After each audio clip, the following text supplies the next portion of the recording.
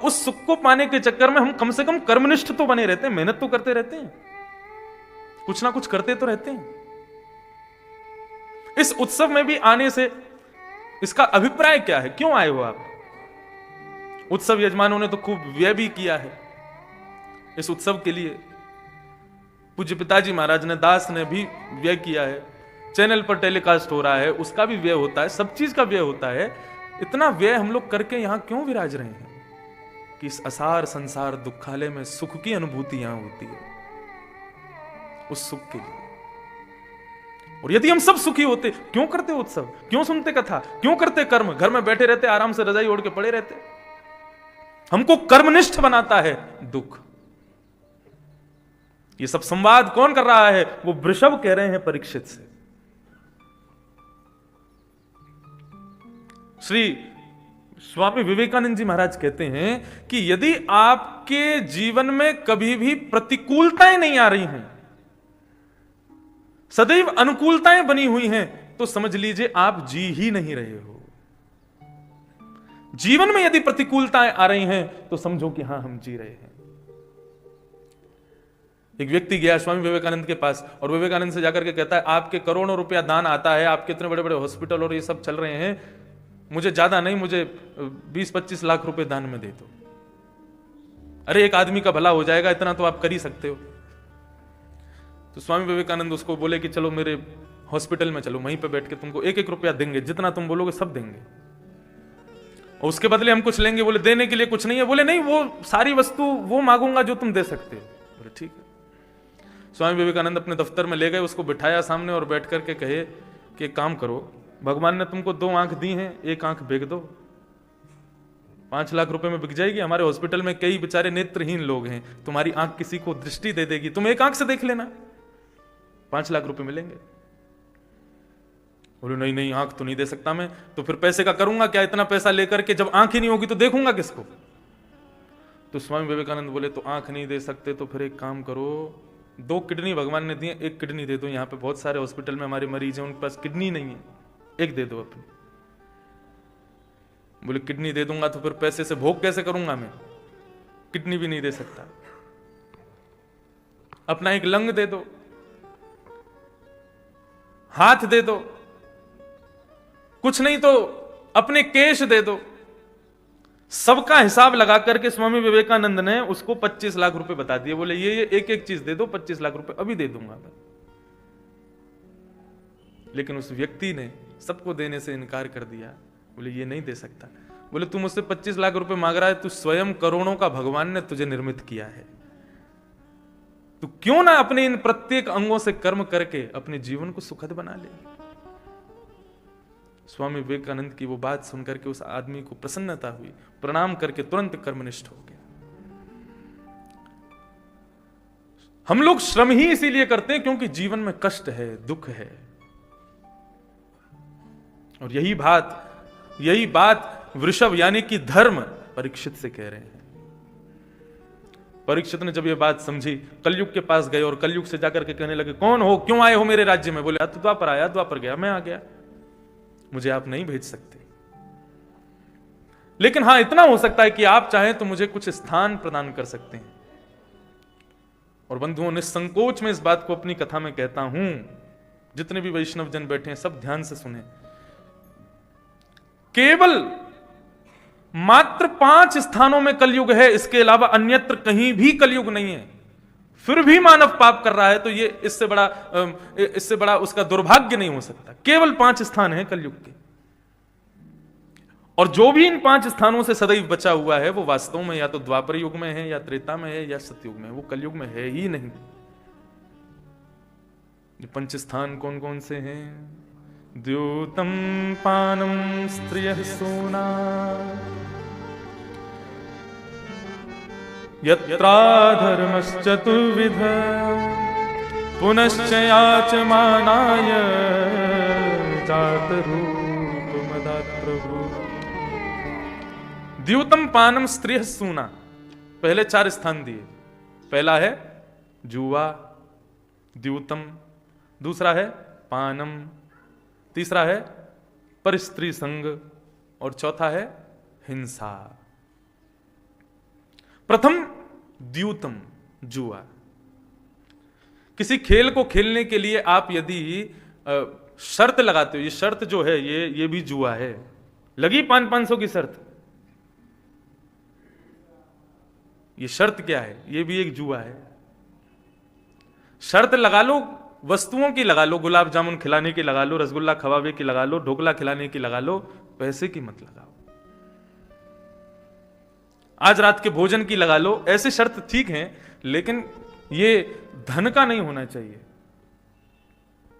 धन स्वयं लक्ष्मी है और आप लक्ष्मी की ऐसे इस प्रकार बाजी नहीं लगा सकते, इस प्रकार उसको जुए के रूप में प्रयोग नहीं कर सकते। श्रीमद् भागवत में ऐल गीत आता है। जब सप्त गीत पर कथा की थी तब मैंने ऐल गीत कहा था, और ऐल गीत से पहले भिक्षुक गीत आता है। उस भिक्षुक गीत में यही भाव बताया कि जो व्यक्ति अपने धन का दो प्रकार से, या तो व्यय बिल्कुल ना करता हो, बिल्कुल खर्च ना करता हो, और दूसरा बताया जो गलत स्थानों पर खर्च करता हो, ऐसे व्यक्ति के पंचदेव रुष्ट हो जाते हैं, 5 देवता उससे नाराज हो जाते हैं। सूर्य, गणपति, देवी, विष्णु और शिव, ये पंचदेव उससे रुष्ट हो जाते हैं, नाराज हो जाते हैं। 2 प्रकार के लोगों से, एक तो अति कंजूस जो धन निकालते ही नहीं है अपने जेब से, उनसे भी, और एक उनसे जो केवल धन का प्रयोग केवल अपने व्यय के, अपने भोग के लिए करते हैं। जुआ खेलेंगे, मदिरा पिएंगे, उल्टे सीधे काम करेंगे, और सब दुनिया भर के नशा पत्ती आदि करने वाले लोगों के पंचदेव रुष्ट हो जाते हैं, जो लक्ष्मी का व्यय गलत तरीके से करते हैं। तो द्यूतम पाप है। किसी की पत्नी को दाव पर लगाने का अधिकार आपको नहीं है। भगवान ने कृपा करके अपनी पत्नी को हमारे पास भेजा है ताकि हम उसके सदुपयोग से अपना जीवन निर्वहन करते हुए भगवत भजन कर सकें। लेकिन यदि उस लक्ष्मी का किसी ने दुरुपयोग किया, मैं तो कहता हूं कि मानव के भीतर जितने भी गुण हैं समस्त सब लक्ष्मी के स्वरूप हैं। किसी के पास कंठ है, हमारे प्रेम जी बहुत सुंदर गाते हैं, कंठ है, उनकी कंठ ही लक्ष्मी है, क्योंकि उनका कंठ ही उनके पूरे परिवार को चला रहा है। हमारे तबला वाले भैया, वो बढ़िया, उनके हाथों में लक्ष्मी बैठी है, वो तबला बजाते हैं, उसी से ही लक्ष्मी आती है। मेरी वाणी में लक्ष्मी बैठी है। तो हमारे गुण ही लक्ष्मी हैं। उस लक्ष्मी का असद स्थान पर व्यय मत करो। श्री सूरदास जी महाराज बचपन से ही सूरदास थे, नेत्रहीन थे, लेकिन उनके अंदर एक गुण था। उनसे कभी कोई पूछता था, सूरदास जी से कुछ भी पूछता था, तो भविष्य कथन कर देते थे। यह स्थिति हो गई कि वे जहां रहते, दिल्ली के पास गांव था सूरदास जी का, तो सूरदास जी के गांव के लोग आते थे, आकर के पूछते थे हमारी बेटी का ब्याह कब होगा। तो सूरदास जी तिथि नक्षत्र आदि सब समय तक बता देते थे, कब होगा, कहां से होगा। ये उनका गुण था, छोटे से थे तभी। अब तो ये स्थिति हो गई, गांव के लोग भीड़ लगा के खड़े हो जाते, भैया हमारी भैंस खो गई है, कहां मिलेगी, हमारी बकरी खो गई है, भैंस दूध ना दे रही। तो सूरदास जी बड़े परेशान हो गए। लेकिन उनके पिताजी को लगता था ये अच्छा है, सूरदास कम से कम कोई काम तो करता नहीं, किसी काम का है नहीं, एक कोने में पड़ा रहता है, तो इसके इस भाव को क्यों ना हम व्यय करें, एक राशि रख देंगे, इतनी राशि दो, तब सूरदास जी बताएंगे। जब ये भाव सूरदास जी को पता चला तो सूरदास जी बड़े दुखी हो गए। बोले पिताजी, मेरे अंदर कोई गुण है तो जरूरी थोड़ी उस गुण का मैं व्यय करूंगा, उसको खर्च करूंगा, और उस संसार के लिए जो असार है मैं अपने गुण का व्यय करूंगा, लेकिन अपने प्रियतम के लिए करूंगा, अपने ठाकुर के लिए करूंगा, इस संसार के लिए नहीं करूंगा। मेरे अंदर यह गुण है, जन्म से है, तो ठाकुर जी हमें जो भी गुण से संपन्न करते हैं, सावधानी से सुनिएगा, ठाकुर जी ने हमें जिस भी गुण से संपन्न किया है, उस गुण से ठाकुर जी अपनी सेवा करवाना चाहते हैं, इसलिए हमें संपन्न किया है। मुझे वाणी दी है तो वाणी इसलिए दी है ताकि मैं उनकी सेवा कर सकूं। आपको नृत्य करना आता है तो वो नृत्य करने की सेवा ठाकुर जी ने इसलिए दी है ताकि उनके सन्मुख नृत्य कर सकूं। कोई भी कला, कोई भी गुण ठाकुर जी ने आपको दिया है, संसार के लिए उसका व्यय कर रहे हो, अब तक किया है तो ठीक है, लेकिन कल से उसका व्यय ठाकुर जी के लिए करना शुरू कर दो, क्योंकि प्रत्येक गुण वे अपनी सेवा के लिए आपको देते हैं। आपको भोजन पकाने में, भोजन आप बहुत स्वादिष्ट बनाते हैं, संसार के लिए बनाते हैं, दुनिया के लिए बनाते हैं, पति पत्नी बच्चे सबके लिए बनाते हैं, केवल लाल जी के लिए। कल हमारा 56 भोग आया, वो साधारण नहीं था। यहां से वो छोटा टेम्पो होता है, क्या बोलते हैं उसको, छोटा हाथी, वो गया गोवर्धन। 3 दिन में मुंह पर कपड़ा लगा करके गोवर्धन के मुखियाओं ने बिल्कुल शुद्धता से, स्वच्छता से उस 56 भोग को तैयार किया। तो मुझे बता रहे, जब वो गाड़ी वहां पहुंची उसको सामान पूरा 56 भोग लेने, तो पूरी गाड़ी को उन्होंने धोया, धो करके गाड़ी में सातिया काढ़ा, हल्दी छिड़का, उसके बाद में ठाकुर जी का आवाहन करके उस गाड़ी की पूजा की, तब उसमें 56 भोग रखवा करके यहां भेजा। श्री गिरधर लाल जी के भोग के लिए जा रहा है। अपने प्रत्येक गुण को ठाकुर जी की सेवा में प्रस्तुत करने का प्रयास करो। श्री कुम्भनदास जी महाराज एक बार राग भैरव अलाप रहे थे, मुझे बड़ी बढ़िया लगती है ये कथा। भैरव गा रहे थे और भैरव गाते गाते इतने में ही पीछे से फतेहपुर सीकरी का राजा वहां से निकल रहा था। जैसे ही भैरव राग सुना तो भैरव राग सुनकर के इतने आनंदित हो गए, बोले वाह वाह वाह वाह वाह, कौन गा रहा है? कुम्भनदास जी बोले ये वाहवाही कौन कर रहा है? तो किसी सैनिक ने बताया, बोले कि फतेहपुर सीकरी के राजा वाहवाही कर रहे हैं आपके स्वर को सुनकर के। कुम्भनदास जी के सामने राग मालाएं रखी थी, विविध विविध राग उसमें लिखे हुए थे, उनकी सब आरोह अवरोह सब लिखे हुए थे। तो भैरव राग का पन्ना फाड़ दिया, बोले जिस राग को अपने ठाकुर जी को रिझाने के लिए गाता हूं उस राग पर ये राजा वाहवाही कर रहा है, नहीं गाऊंगा आज के बाद इस राग को, गाना ही नहीं है।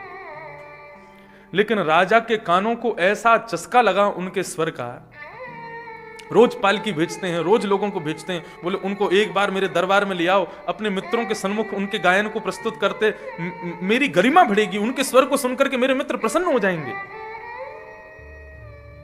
लेकिन कुम्भनदास जी महाराज रोज टाल देते। कुम्भनदास जी ज्यादा धनाढ्य परिवार से नहीं थे। ऐसा बताते हैं कि वे जब अपना स्वरूप तिलक बनाते थे तो वो बनाने के लिए भी एक परात में जल भरते थे और उस जल में अपना मुख देख करके तब तिलक आदि स्वरूप बनाते थे। बिस्तर नहीं थे घर में तो झाड़ फूस के ही बिस्तर बना करके उस पर बैठते थे, ऐसे कुम्भनदास जी। और उनको धन की तो आवश्यकता, पूरा परिवार पीछे पड़ गया, बोले जाते क्यों नहीं हो, राजा स्वयं मुख करके आपको बुलाता है। कुम्भनदास जी बोले अब की बार आने तो अब की बार चले जाएंगे। अब की बार राजा के सब दूत आए, बोले महाराज आपको बुला रहे हैं, आप चलो। बोले हाँ आज चलेंगे। बोले आपके लिए पालकी भेजिए, बैलगाड़ी भेजिए, इसमें बैठ के चलो। बोले नहीं पैदल जाएंगे हम। पैदल फतेहपुर सीकरी गए, आगरा के पास। सुबह के चले, शाम को पहुंचे। शाम को जैसे ही राजा के दरबार में प्रस्तुत हुए, चारों तरफ राजा के मित्र बैठे हैं। क्या सुनना है राजा बताइए। राजा ने कहा कि हमें भैरव राग सुनना है, जो आप उस दिन अलाप रहे थे वही सुनाइए। बोले वैसे तो मैंने ठाकुर जी की सेवा में भैरव राग गाना बंद कर दिया। भैरव सुबह सुबह का राग होता है। जो लोग सुबह मंगला में आते हैं तो मंगला करने के बाद में यहां पर ठाकुर जी को भैरव गा करके उठाया जाता है। ठाकुर जी को राग समय अनुसार सुनाने चाहिए। इसके पीछे भी कथाएं हैं। श्रीनाथ जी का एक द्वारपाल था, उसने सवेरे भैरव राग सुन लिया, गुसाई जी गाते हैं। उसको इतना अच्छा लगा कि रात्रि में जब ठाकुर जी को शयन करा के गुसाई जी चले गए तो वो रात भर भैरव गाता था। रात भर उसके भैरव को सुन के भीतर बैठे हुए ठाकुर जी उठ जाते। और भैरव राग का मतलब ही यही है, ठाकुर जी का अलाराम है वो। उसको सुन के ठाकुर जी कितनी भी गहरी नींद में हो उठ जाते हैं। तो अब वो भैरव गा रहा था, ठाकुर जी बैठे बैठे जैसी झोंका आवे इतने में ही वो कोई तान छेड़ दे भैरव की, फिर ठाकुर जी उठ जाए। मोहन जागिए बलि जई है, लाला जागी रे बल जई। और यही गाता पूरी रात। सवेरे जैसे मंगला का दर्शन खुला, महाराज ठाकुर जी खड़े हैं भुजा ऊपर करके और नीचे नजर करके, तो सामने गोसाई जी मंगला कर रहे हैं और ठाकुर जी बीच बीच में झोंके ले रहे हैं और ऐसे ऐसे घूमे, मुकुट कभी इधर कभी उधर।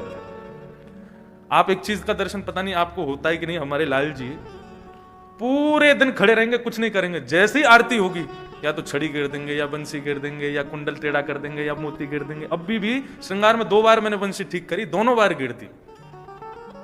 उसमें नीचे लगाव लगा है, वो नहीं निकल सकती वहां से, फिर भी गिरते हैं। क्यों?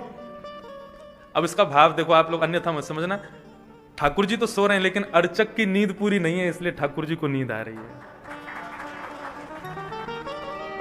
हमारी नींद पूरी नहीं हो रही, रात में खूब देर तक जगना हो रहा है, सुबह जल्दी उठ के ठाकुर जी की सेवा पूजा और फिर श्रृंगार, फिर कथा, फिर दोबारा श्रृंगार, पूरी व्यवस्था शाम की, फिर रात्रि में। इसलिए ठाकुर जी बार बार बंसी गिर गिर के ये बताते हैं, बोले कि मुंह को सुबह के खुद कथा करवे जा रहा हो, तू कब सोएगा? तो गुसाई जी आए, बोले देखे लाल जी अभी सो नहीं रहे, आंखें लाल पड़ी हैं। लाल जी आपको श्रम हुआ? कहाँ गए थे रात को? बोले मैं कहीं ना गए हो। बोले हमको बताओ क्या हुआ? बोले वो अभी नयो द्वारपाल आया हो ना, वाकू रागन की इतनी पतो ना है, वो रात में भैरव गावे, सुबह के भैरव को सुन के मुंह को नींद नहीं आवे। गुसाई जी बोले हमारे लाल जी को श्रम हुआ, द्वारपाल को हटा दिया, बोले चले जाओ यहां से। अब वो चला गया। अब रात्रि में ठाकुर जी सोए तो ठाकुर जी पूरी रात बेचैन होने लगे। तो सवेरे मंगला में फिर झोंके आए। तो गुसाई जी बोले जरूर कोई और बात है, द्वारपाल तो हटा दिया हमने, फिर क्यों नहीं सोए आप पूरी रात? बोले अब हमारा नियम बदल गया है, अब हमको भैरव सुन के ही नींद आती है, अब उसी को बुलवाओ वापस। तो ठाकुर जी बड़े प्रेमी हैं रागों के। तो भैरव राग प्रातःकाल का राग है और रात्रि का राग बिहाग, सोरठ, ये सब रात्रि के राग हैं।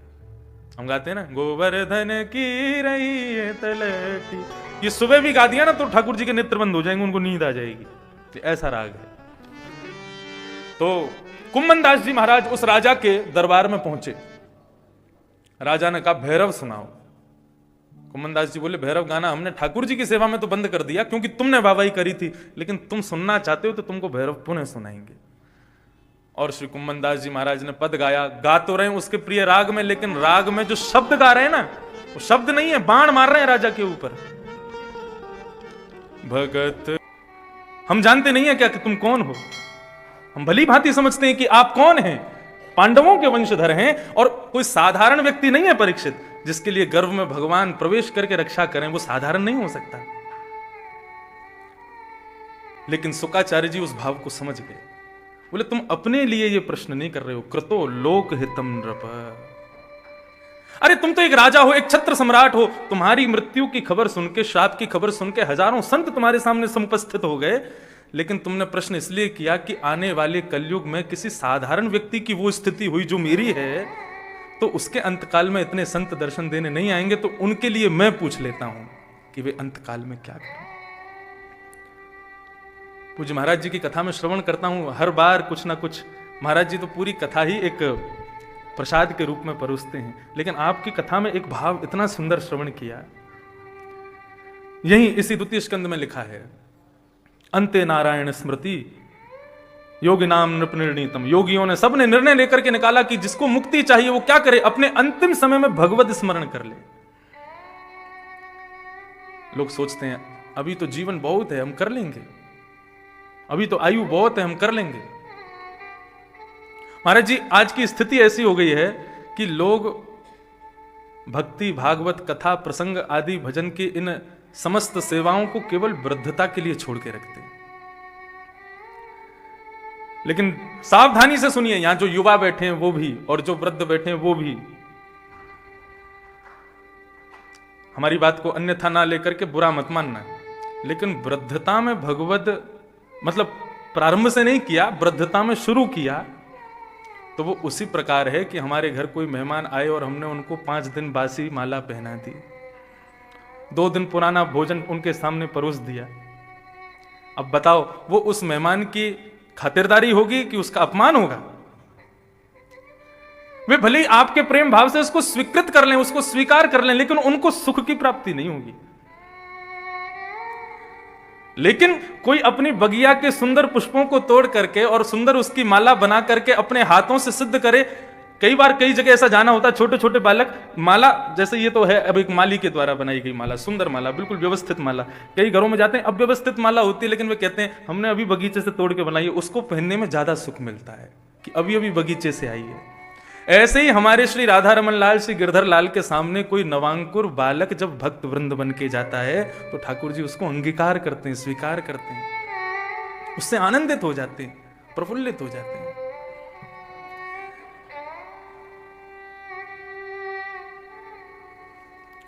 भक्ति 55 का नहीं, बचपन का विषय है, बचपन से करो। श्री प्रहलाद जी महाराज कहते हैं, कौमाराचरेत प्राज्ञो धर्मान भागवतान समस्त राक्षस बालकों को प्रहलाद जी महाराज ज्ञान उपदेश करते हुए कहते हैं कि भैया भक्ति, ये भागवत धर्म, ये कुमार अवस्था का विषय है। कौमार आचरित प्राज्ञो, इसको आचरण में कब से लाओ? बोले कुमार अवस्था से ही लाओ। जीवन की सार्थकता यही है कि हम जब तक जीवित हैं अपने जीवन में इतना भजन कर लें कि मृत्यु से पूर्व जीते जी भगवत दर्शन हो जाए। मुक्ति और भक्ति में केवल इतना ही भेद, मुक्ति का मतलब भगवत दर्शन संसार के परित्याग के बाद, और भक्ति का मतलब जब तक जीवित हैं अपने नेत्रों के आगे ही श्री राधारमण लाल जी के चलते फिरते दर्शन हो जाएं। और श्री शुकाचार्य जी महाराज अभी वही प्रयास करेंगे कि परीक्षित मुक्ति नहीं भक्ति मांगे।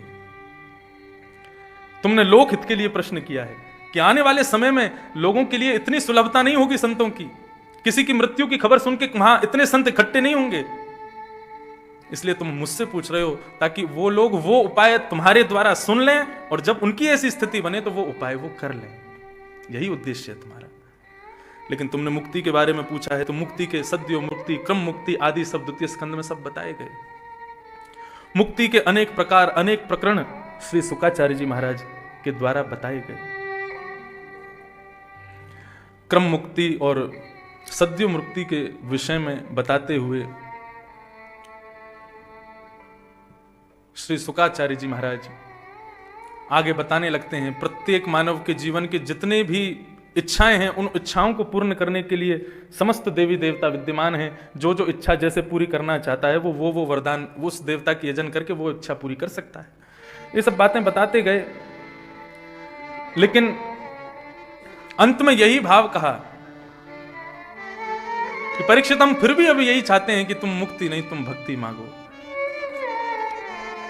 क्या भगवान ने तुमको इसीलिए रक्षा की थी कि तुम अपने अंत काल में वही मुक्ति मांग लो जो मुक्ति रावण कंस आदि राक्षसों को मिली है? हमने खूब भजन किया, खूब कथा सुनी, खूब वृंदावन परिक्रमा लगाई, खूब अयोध्या दर्शन किए, खूब तीर्थ यात्राएं की और उसके बाद में हमको मुक्ति मिल गई। अब जिनको मुक्ति चाहिए वो श्रवण करें सावधानी से। मुक्ति मिल गई, कहां गए? वैकुंठ में गए। और जैसे ही वैकुंठ में पहुंचे हमारा स्थान बता दिया, बोले आपको यहां बैठना है। तभी हमने इधर उधर देखा तो बगल में ही रावण बैठा था, बगल में ही कंस बैठा था, पूतना आदि सब वहीं बैठे हैं, सब राक्षस भी वहीं। वो इतने दुराचरण करके वैकुंठ को प्राप्त हो गए और हम इतनी भक्ति करके वैकुंठ को प्राप्त हो गए। बिल्कुल समानता। उनको वैकुंठ क्यों मिला? क्योंकि भगवत दर्शन करते हुए उन्होंने अपने प्राणों का परित्राण किया। और हमको वैकुंठ कैसे मिला? अत्यंत परिश्रम करके, खूब कथाएं श्रवण करके, पैर महाराज परिक्रमा लगा लगा करके हमारे बिल्कुल घिस गए, तब जाकर के हमको मुक्ति मिली। ऐसी मुक्ति की श्रेष्ठता कैसे होगी जहां पर राक्षस और भक्त दोनों संग संग बैठे हैं? हमारी मुक्ति की श्रेष्ठता तो वास्तविकता तब होगी, भागवत का मूल सिद्धांत यही है कि मुक्त होकर के भगवत दर्शन के लिए वैकुंठ जाना श्रेष्ठ नहीं है। श्रीमद् भागवत का आश्रय लेकर के वैकुंठ पति को इस धराधाम पर अवतरित कर देना, यह भागवत का मूल सिद्धांत है।